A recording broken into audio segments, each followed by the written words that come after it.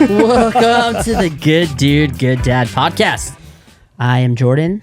I'm Ben, and today's guest is... Jimmy What's your last name? Cheo. Say it all together. I actually did not know how to say your last name for the longest time. A lot of people don't. It's okay. Cheo. Cheo, Chew, Chow. I've heard it all. Well, this is episode Don't something, and we'll figure out what episode it is later. Maybe 5? I don't know. Something, maybe 4, 6, 10.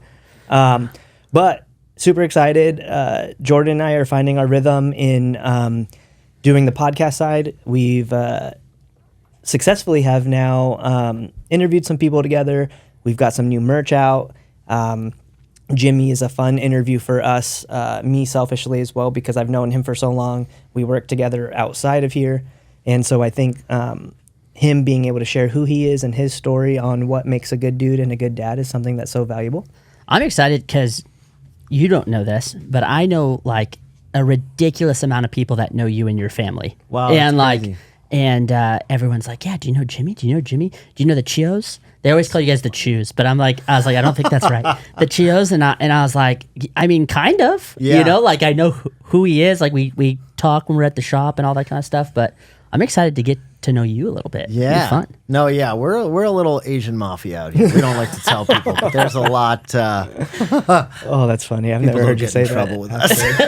I'm kidding. Well, Jimmy, let's jump in and have you tell us a little bit about yourself. Yeah. Once again, I'm Jimmy Cheo. I am the youngest of 6 boys, so that's what I was talking about. Little half Asian mafia out here in Orange County, California. No, nowhere close to the mafia. So I grew up in that kind of structure of a family. It's been a blast. Now being 32, I'll be 32 on May 19th. Oh, that's right. So that's You're coming old. up. I'm an oldie. He's the youngest one in this room. I know. You're old. Married to my wife Madeline. We have a 2.5-year-old son, and we are living in Fullerton living. My wife's from Dallas. I'm trying to think of what other. How long have you guys been married for? We've been married for 8 years. Okay. Yes, going on 9. It's been that long. Yeah, it's crazy, right? Wow. 2015, December 2015. So, Yeah, 9 years. That's impressive. Yeah. Yeah, I don't know what other private information I can disclose to the public so they know everything about me right now. Oh my gosh. Honestly, I think because I know your story, kind of just let's talk through your high school to where you found who you really are and kind of summarize it. Yeah. So one thing, if you're talking to me and you're hearing me, I can't get around just my story and who I am and where I'm at today. But in high school, let's see, it was freshman or sophomore year. It was freshman year of high school. I wasn't a troublemaker. I didn't get into crazy. I wasn't a big party kid at all or anything like that. But let's see, I was heavily a hopeless romantic, and in that mindset, freshman year, fall in love with this girl. I'm like, this is it. Found the meaning of life. I'm set. The rug gets pulled out from underneath me when that ends. And I was completely hopeless. I was entirely crushed. I then became, shortly after that, very suicidal, very depressed. You couldn't see it on the outside, though. I was kind of the bubbly guy at school. People were like, they didn't know that I was like spending countless hours in my room, doors shut, super emo. Yeah. Just, Yeah. you know what I mean? Yeah. And then I'd come out, have a good day. And anyways, all the symptoms of very severe depression. After an encounter with standing at the door of death and thinking I could just pull the plug and make everything better, that's when I came to faith and understood. I started to think through it, and I said, wow, I've never thought I would come to this point. What is going on? And then I was like, maybe life isn't about this or that or this, money or fame or the friendships and relationships or this and that. Maybe there's way more to it than all of it. And I was like, maybe God is real. And I've never considered that. So yeah, growing up, we did have a church attendance background, but not necessarily we're really walking this thing out kind of background. So that's where I came to. And then I remember it was a very supernatural encounter, and I was in my room and I prayed for the first time. I said, wow, God, if you're real, you can hear me and you made everything, so you can see me right now. And I said, I just need help. And I was like, I need help. I don't know what else to do. And I remember saying, like, I'll wait, I'll wait for however long I got to wait, whatever's going on. And I remember it literally, there's no other way to explain it. I just remember it felt like my room started to fill up with this like invisible weight. And it literally felt like someone started to hug me, and I started weeping and bawling. Ooh. And it felt like joy. It felt like hope. It felt like, hey, Jimmy, guess what? It was like, I wasn't hearing these words, but it felt like, oh, this Jimmy, like things are going to be way better than you could have ever imagined now, And I was just like, what's going on? And then invited myself to church with my family. They were surprised by that. And because I was like, yeah, guys, I just need to come to church. I need to know what God's all about and what's going on. And they handed out Bibles. And yeah, so from that point, I got super locked in, super addicted to the Bible even. And then going to church and just growing my relationship with God just became the focal point of my life. Then high school, college, a lot of life transitions there, pondering, what's my calling? What am I doing in life? What's happening? All sorts of shifts and transitions. I end up in ministry, full-time vocational ministry for about a decade. Along that road, worked at a coffee shop called Hidden House Coffee. And would work these side jobs, but predominantly just doing ministry, going in and not only helping pastor the church that I was a part of, but also leading worship. I started to do music out of the blue, leading worship, then recording songs, and then all of a sudden, that led me to where I'm at today, where now I'm just I'm doing a lot of travel worship leading. On that journey, of course, too, at that same church, met my wife, and yeah, about 5 years into, no, 6, 7. Yeah, 7 years into marriage, we had our son. Yeah. And that's I think I did an okay job at the nutshell. I think you did a great job. That was so Cool. good. Let me ask you, so when you had that encounter with God, yes, in your room that day when you were sitting there and praying, like, to me, this might sound like a silly question. For you, was it an instant shift, like everything instantly changed, or was it gradual? Because and don't be afraid to answer that. So oftentimes I find that, like, when people talk about their faith and they talk about an encounter with God, immediately you presume, oh, it was an instant change. And for some people, yeah, it is. And some people, no, it's not. I was just kind of interested. I love that question. Yeah, no, it was both. So it was instant change. It was instant, something shifted in me where I literally, I think it was the next couple of weeks. And I've heard other friends describe this happen to them too. But within the next couple of weeks, I remember driving out of my parents' neighborhood and seeing these flowers I always saw, like, and trees and bushes I always saw. But suddenly, I literally just started to trip out on flowers and nature. And I was like, oh, these were made and created, and oh my gosh. And so something changed, something shifted, but I did have lots of habits, lots of addiction, lots of, almost just like mental habits of things that I grew up with. That all was now getting called, it was never called into question. That was just normal life. But now, because I came to this kind of this awakening, it was like all that stuff now was being questioned. It was like, hey, this has got to go now. Are you ready? And so it's like, whoa, you're right. So does that answer the question? No, that was perfect. Yeah. That's perfect. Did you have a background in music originally, or is this something that you just kind of started picking up? Yeah, no, it was very out of the blue. I did not have a background in music. It was in 2013 or 2014. Suddenly all this, like, again, I was doing full-time ministry. Big part of ministry, right, is, I think if you're doing it the right way, a big part of it is prayer. and your relationship with God and investing in your prayer life and your time with God. So I just there was ample amount of time I had one year where my dad was in the hospital going through heart surgery, and we had all our me and all my brothers, we actually camped out at the UCLA hospital waiting room for we had just too much time there. And so oftentimes I was in that waiting room by myself. And it was really cool. God, I remember there was a lot of fun stuff that happened during that 2 weeks that we camped out we actually got kicked out eventually. They were like, all the brothers were sleeping in this tiny little waiting room, waiting to see how my dad was doing, basically. How many brothers? 6 brothers. Yeah. So there's 6 boys. There's really funny photos we still have of the ways we had to cram into that room. But anyways, yeah. So I remember praying. And I said, wow, I remember I had that room to myself a lot, and I'd just be talking to God. And I said, man, I would love to just play a guitar or something and just sing to God. And I don't do music. I didn't do any music. But I prayed for a ukulele because I thought of if I walked into that hospital with a guitar, I'd look like a weirdo and probably get kicked out, I was like, but there's something about a ukulele that's casual, it's chill, no one's going to call you into questions, looks like a toy, So I was like, I love a ukulele.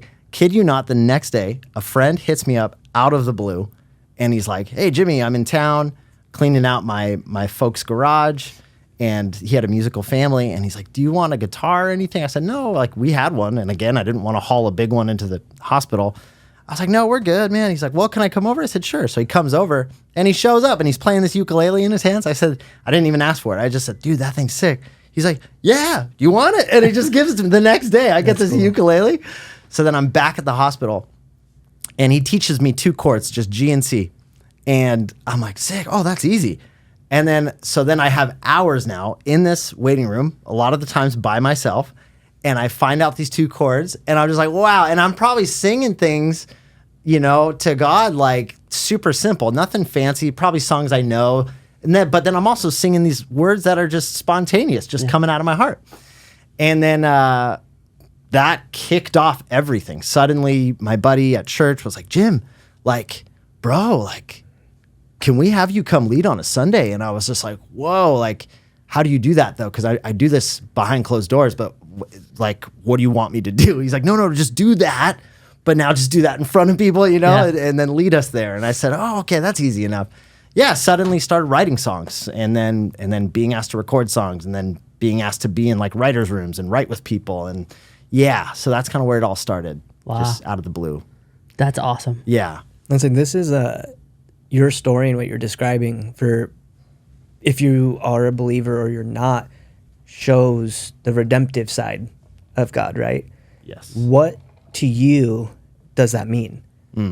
God's redemption, or being redeemed, or for the Christianese, we typically know what that is. Yes. But the redemptive faith that God provides, what is that to you?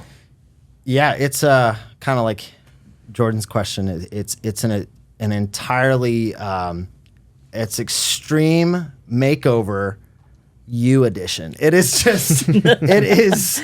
And there's a famous Bible verse. It's in the book of 1 Corinthians, and it says, if anyone is a believer in Jesus, if anyone is in Christ, they are a new creation. Behold, all things old have passed, and all things new right now. It's just the old is gone, the new has come. So the redemption there was, oh my goodness, another famous Bible verse. Can't help but just quote this stuff that over the years has just gotten really embedded in my heart, but talks about your, there's an illustration, it talks about you had a heart of stone, but then he gives us a heart of flesh.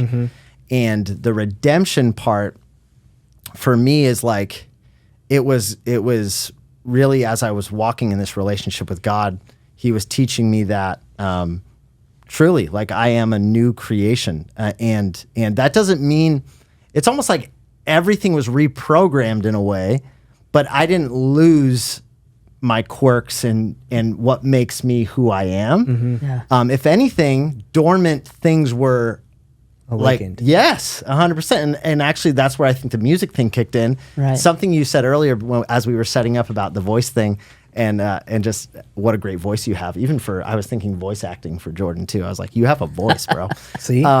But you said something brilliant. You said, yeah, I feel like God uses the insecure places of our heart to, to shine. But the same thing, I actually didn't realize as I continued to do music stuff, I was like, this has always been in there somewhere. Yeah. And I don't think I believe that could be a real thing though. I think there was a crazy place of insecurity. So I think redemption, not only is it like us becoming brand new creations, like in quote unquote, as they say, as the Bible says, born again, but I think it's this, you're coming into what you were always made for, and yeah. I heard someone say once that it's the things that we feel disqualify us the most are the things that make us most qualified. And it's because it allows in that weakness or that disqualification in our mind, it allows God to actually work. Mm-hmm. I mean, that doesn't have to be your faith, and that's totally okay, but it allows, whatever you believe in, that's what allows the supernatural to shine through. Absolutely. I like that. Let's use that redemptive side and talk about specifically what that means for you. Like, what does being a good dude and a good dad actually mean to you? Because we three right here could have drastically different definitions of each one of those. And people listening could also have different definitions of those.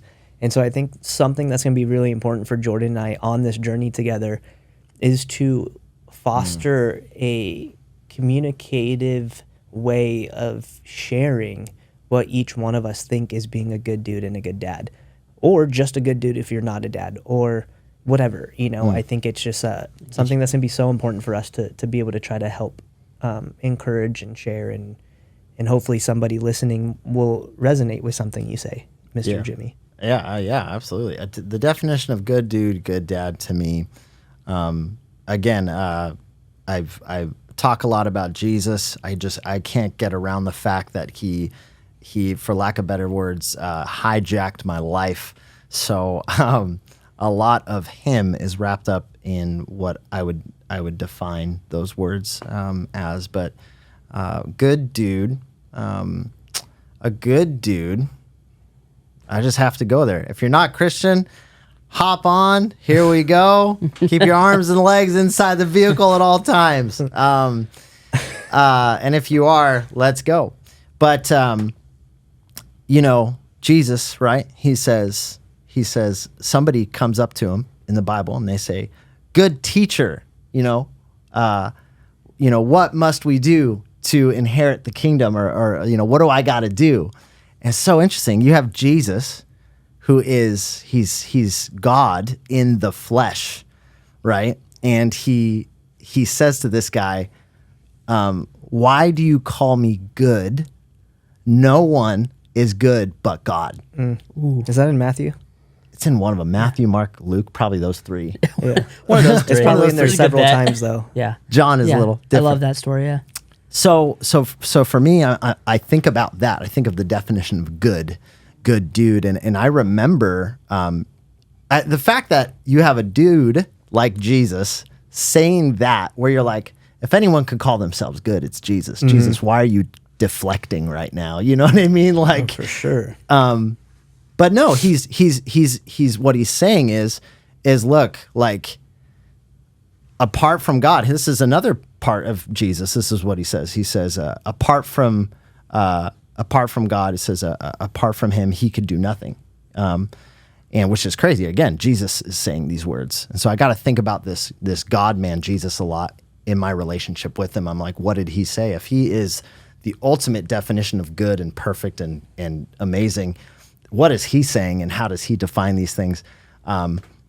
So I think being a good dude, what that practically looks like is one who is walking in friendship with God, and allowing his life to actually be multiplied through our lives. Again, not just church attendance, not just serving in ministries, not just doing these things, but actually this friendship that actually changes our everyday life, how we talk, how we think, how we walk, all of it.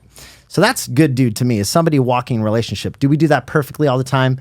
You know, no, but there's hope and there's good news that we can actually grow as we walk with him. We grow. You know, there's another famous scripture.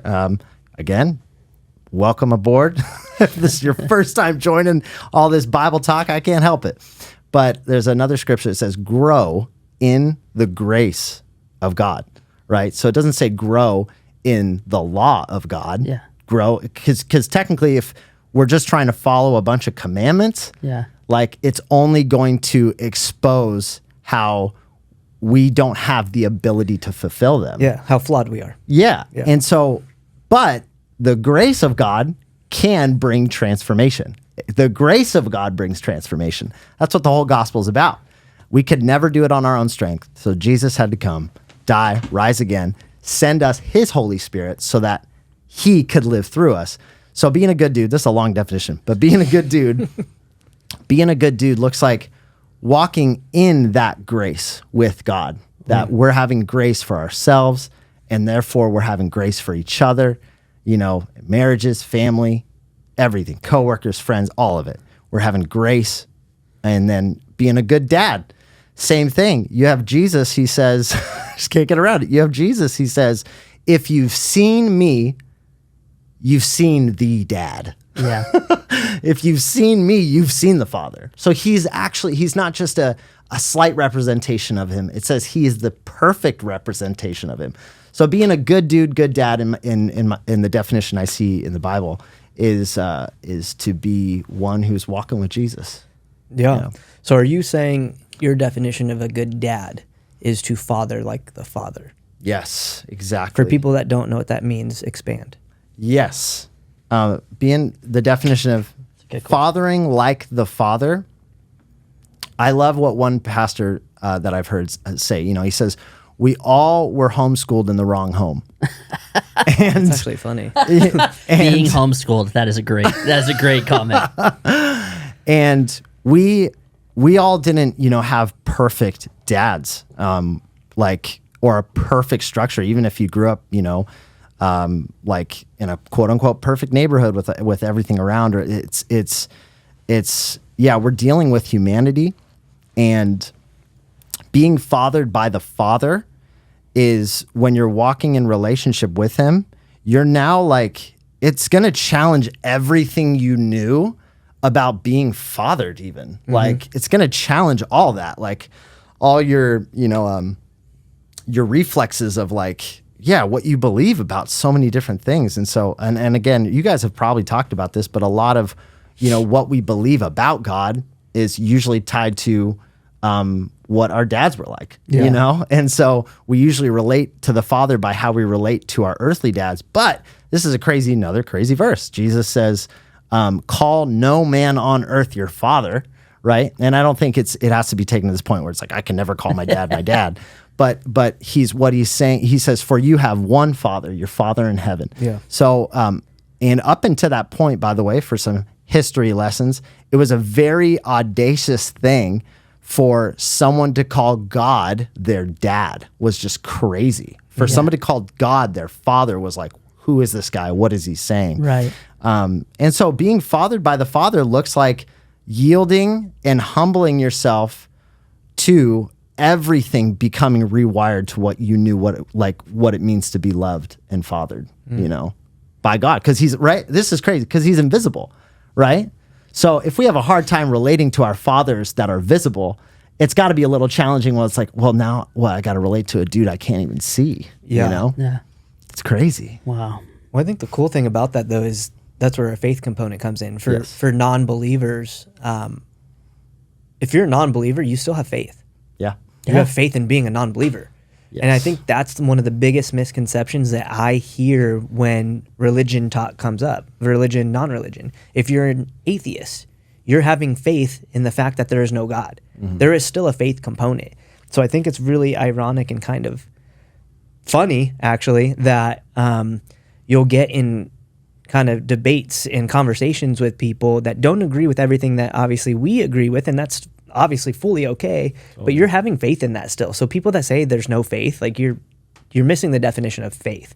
And so I think something that's important to highlight is whether you're a Christian or not, because I want this audience to be majority non-Christians, if I'm being fully honest, right? Yeah. I would love somebody to hear what you're saying that is not a Christian. Absolutely. And if they are a Christian and have been struggling with certain things, maybe they'll get something from what you are saying. Love it.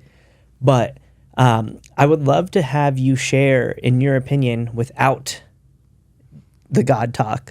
Yeah, I'll try. To give some, if someone's in a place where they're not a Christian, right? Yeah. They're a really good dude. Yeah.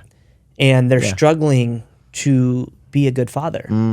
Like, what is some things that you can kind of provide to them as a resource and as a tool without them having to point towards like the Bible? I know that's going to be hard, because a lot of the principles that we believe are from that. Yeah. But if you could give somebody that bullet point where it's like, hey, Right.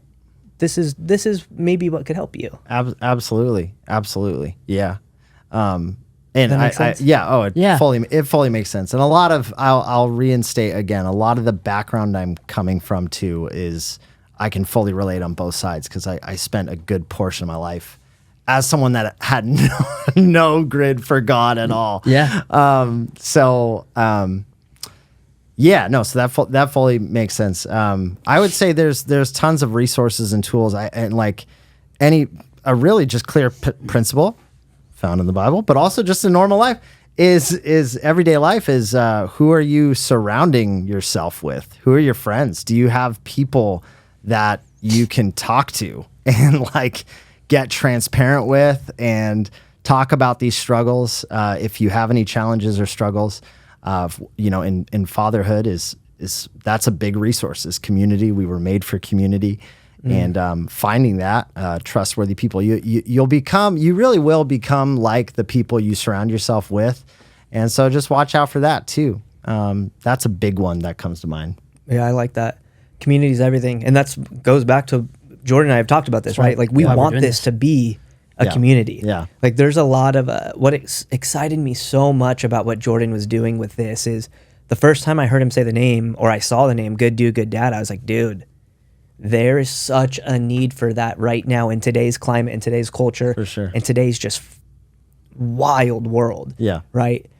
The world can genuinely change if we have better guys and better dads. Totally. 100%. And I fully believe that wholeheartedly with all that I am. Love it. That if we as men can become men again and be good and be present and be there and to instill values and to discipline out of love and to guide and to share and to proclaim God's good word, this world will change. Totally. And that goes to the community. It was actually cool. I was listening to something today, and it falls along that line. It says the path of maximum difficulty, responsibility, generosity, and sacrifice generally leads to the ultimate happiness. And they were talking about it in two different ways. They talked about it in primarily were talking about it in Christianity. Yeah, but I think that they were talking about it in Christianity and in being a man in general. And I think that it plays into that and being a dad, is that the Christian life, there is no difference between being a dad, being a good man, and being a good Christian, and all the fact that you need to sacrifice yourself daily for others and the ones that you love. You need to be generous in your praise, and generous, I think, in all areas of your life, financially, spiritually, emotionally. You need to do difficult things, because no happiness comes from an easy, sedentary life. Short-term gratification does, but long-term happiness doesn't. There we go. And it was interesting because he was talking about Christianity and the fact of, if you're actually a Christian and a true believer, if you really study the Bible, it's probably one of the most difficult things that you'll ever encounter and take on, because you're saying that I'm choosing to be like Jesus and like Christ every single day, to the point where I'm willing to physically and metaphorically sacrifice my life for that belief. So, Jimmy, I I was told, like I said, I didn't really know you all that much, and Ben paid you one of the most awesome compliments I have ever heard anyone pay anyone. Not even to I me. paid He him was, to pay that. well, he was, he was talking about Jimmy, and someone goes, Jimmy is just like, he just genuinely loves God, and Ben goes, that's just Jimmy. Like that's not a front. That's not, because a lot of times you see that, right? You see the front. I grew up in the church. You see, they act like a Christian on Sunday, and on Monday they're doing whatever, and Thursday, by Friday, by the time Saturday hits, they actually need to get back to church because they need that again. He's like, no, Jimmy is that person. That's how he lives his life. And I just want to say that, man, you're a good dude, and I know you're a good dad because I've seen how you walk and live your life, because you are you're you, and Unapologetically you. that's what I was looking for, and it's got you. beautiful. Yeah, man, Thank it's you. awesome. Thank you, bro.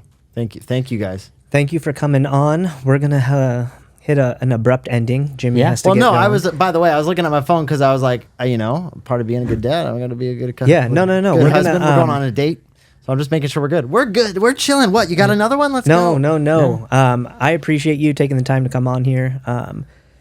We used to say it all the time back in the day, but I just want what we're doing to matter, even if it's to like one person. 100%. And I think every single person has something to share of value. And if we stop for 1 second and we sit and we listen with the intent of hearing versus with the intent of responding, we will gain so much more by doing things like this. That's awesome. So, Mr. Jimmy, thank you. Jordan, another great episode with you, my brother. Thank you, brother. I appreciate it. Jimmy will tag you in the comments and stuff like that. We want people to listen to your music. Love it. Is it Jim Cheo or Jimmy Cheo on Jimmy Spotify? Cheo, So Jimmy J-I-M, Cheo yeah. on Spotify. CHEO. Is it just Spotify? Oh, it's everything wherever you listen to music. Yeah. What's your Instagram handle? Jimmy Cheo? Yeah, Jimmy Cheo. try to keep it simple. That's all right, man. You guys got to go support his music. Thanks, yeah. Jimmy's a good dude and a good dad. Thanks, so thank y'all. you. No, Thank you, guys. I have one suggestion. Can I make it before we Yes, end? let's Yeah, do go it. ahead. You guys seen what's that? Wreck-It Ralph. It's Yeah. been a minute, but yeah. This is just my parody mind. That scene where the villains are all talking to each other. They're having like a session. Mm-hmm. You remember that part of the movie? In the video game, right? Yeah. Or in the game. Oh, yeah. It's like the villains. Yeah. You guys should do a parody episode one time where you do bad dude, bad dad. Oh, that'd be actually fun. I could channel my old self. Yeah. That would be so So fun. you're consoling each other on how to be a bad dude and a bad. we keep that in there. Oh man. Anyway, sorry, I had to All right. let that comedic. All joke out. right. Thank you, guys. Thank you for another great episode. Thank you, Jimmy. Thank you, Ben. Thank you. Remember, be a good dude. Be a good dad. Yeah.